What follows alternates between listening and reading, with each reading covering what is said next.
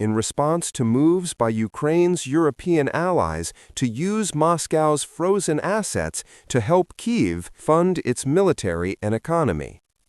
The Russian central bank is suing Belgian bank Euroclear in a Moscow court, and Russian officials accuse the EU of an act of theft.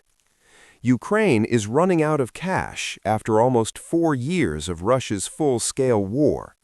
For Europe, the solution to plugging Kyiv's budget hole of 135.7 billion euros, 119 billion pounds, $159 billion for the next 2 years lies in frozen cash held by Euroclear, and EU leaders hope to sign that off at their Brussels summit next week.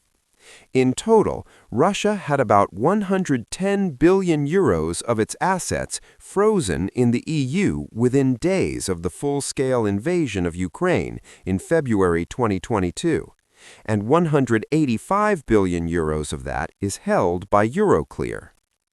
The EU and Ukraine argue that money should be used to rebuild what Russia has destroyed. Brussels calls it a reparations loan and has come up with a plan to prop up Ukraine's economy to the tune of 90 billion euros.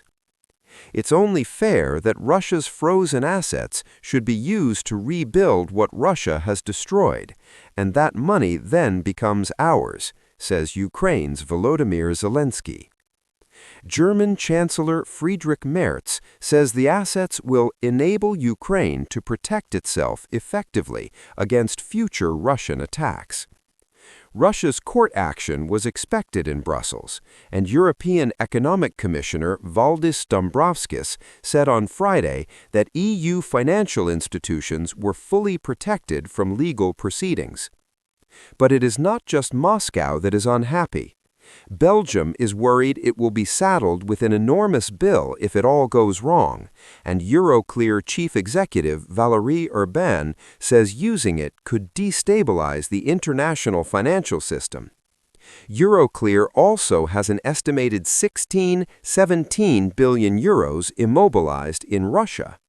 Belgium Prime Minister Bart De Wever has set the EU a series of rational, reasonable, and justified conditions before he will accept the reparations plan, and he has refused to rule out legal action if it poses significant risks for his country.